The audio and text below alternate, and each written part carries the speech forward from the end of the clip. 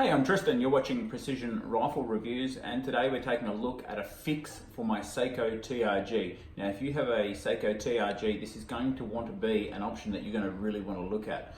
For the people that know, this is a new build, so it started life as a 338 lap, so TRG42, so long action, and then I've had it re-barreled and a few other bits and pieces just for accurizing it with a tighter twist to run a higher projectile. We've gone ahead and purchased the new Genesis rifle scope, which we've done reviews on. I'd encourage you to go back and take a look at that. The problem that I had is I needed to build a higher cheek weld for when I dial maximum elevation, and I'm talking, you know, this scope canted right over like that. I needed a higher platform than, you know, normally I don't have all these spaces in here. I was off by, you know, quite a way. Now I had engaged somebody and I had actually sold a fair few of these little spaces for the Sako TRGs because I had a 308 just as a single spacer to bring it up. And what I needed to do, as you can see there, is stack there's 4 of them on top of one another just to get close to where I wanted to be. And that's where it's at now. Everything was good, I've got the spaces in there. The only problem is once I go to cycle around, and the first thing I want to indicate to you is that the magazine is empty. This rifle is empty. The problem that I had is when I was on the rifle and I went to cycle, because of the cheek weld is so high, the cocked indicator is actually hitting the cheek piece because it is up so high. So quite a problem. The way that the TRG cheek piece is actually attached to the rifle, it is adjustable left and right. As you can see there, you can move it, but it's actually via a Allen key straight through the top here. Now the reason I've got Velcro is I run a wee bad cheek rest on there as well, just for comfort. So I have to put an Allen key in here every time I want to, you know, sort of be able to run the bolt, but particularly if I'm on a range to get the bolt out. As you can see there, to get the bolt out of the rifle, I needed to come so far back it wasn't funny. So something had to be done, and I did some research, and let's get this out of the way.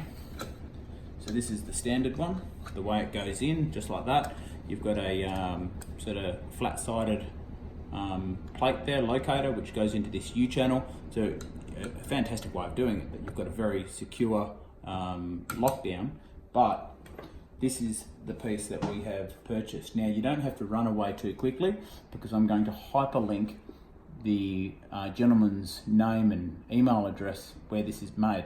Now I will reiterate to you from the get-go, the person that makes this item, it's not a store, it's not a, you know, like a cheek weld guy. He builds these as a hobby, so you have to bear with him and let him go through the manufacturing process. It took me about like a week or 2 to get this, and then he sent it over express freight through DHL.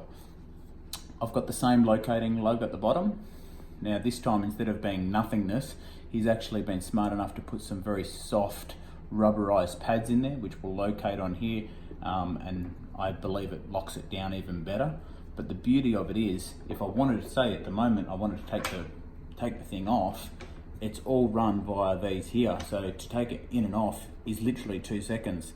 The bottom thumb screw adjusts the bottom, the top thumb screw adjusts your cheek height. Now a lot of people say, well, it's not quick release, you don't have just, you know, pull the lever and up it goes. And that's good that it's not that, because it's a thumb wheel. In my opinion, in this application is better, because I don't want a really fast get it there and lock it off and let it be loose. I have got as much adjustments as there are threads in this screw, so it's very, very accurate, it's very, very strong, and who cares that it's not that fast? This is a gun that I set up for shooting ultra long range, and the setup is quite some time. So let's just see how quickly it goes on. It just slides on like that, and then if I get the camera maybe on this front side, I just, you know, being particular, locate it with my fingers like that. Now if you wanted your cheek rest, if you had it off a bit, you could put it over there a little bit if you wanted to, or this way, whatever, however your face suits you. Just for this demonstration, I'm going to put it on straight.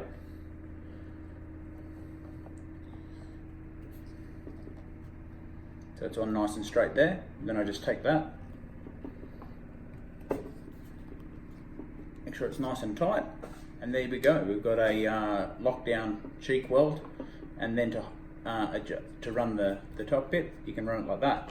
And well, you can see automatically, because of that cutout in the cheek weld, he's measured it no matter what height. Even if I put it at the height, which is going to be most likely a problem, it still is enough to come down and engage and get out of the way.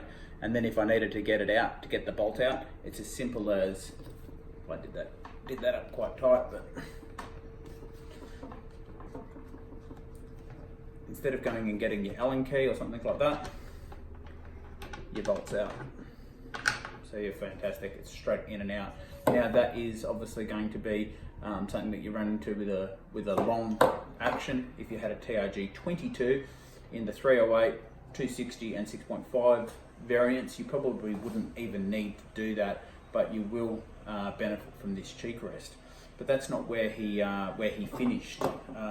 You had the that's just, like, I can't put into words how nice that is. I'm still going to run a cheek rest on there, a wee bird one, which I'll get set up. But as you can see there, that just looks so good. Okay, now the other thing, which is the standard fitment on the TRGs, is the butt pad, which you can move up and down, and you can also marginally move left and right. But again, Sako, the only way you can do that is by physically putting screws into this and undoing it all, and having to basically pull it all apart.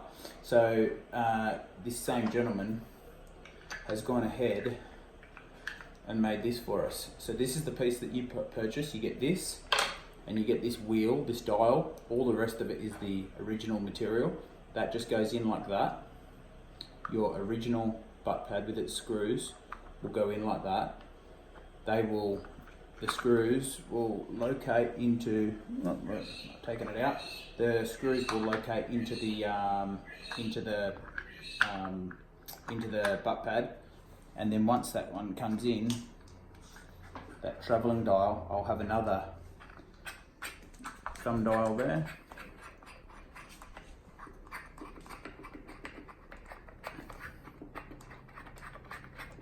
Naturally, you can see that I haven't got this screwed together, and I'm just showing you this for illustration. That will sit there, and now what I'm going to be able to do is, via this thumb dial, tighten this off, lift it up, move it across, do whatever I have to do, and I'll be able to have a quick release for my sort of shoulder support and my length of pull, which is just fantastic. Now this is not going to change your in and out. That's set, and it's one of the things that I like about this particular rifle. I didn't want one that goes in and out and left and right and all those sorts of things, because it's set for me. But it's just fantastic to have that thumb wheel now, that I can put it back into its case, have it nice low profile, then when I get into position, pull it up, move it over, get it nice and tight, and then you're ready to go. Like I say, I didn't want this to be a long review. It's just something that I'm super impressed by. I still need to put those Allen key screws into the back there, but I think I've demonstrated what's going on. If you have a Sako TRG42 or 42, I'm not too sure about the new TAC A1s and the M22A or whatever it is. Probably going to work in the same manner. I'm going to hyperlink his information below. If you found this video helpful, guys, go ahead, like it, support, share it around, all those sorts of things. If you're on YouTube, hit the notifications and the subscribe bell. It sure helps us out. We appreciate you coming along. I'm Tristan, and I will see you on the next video.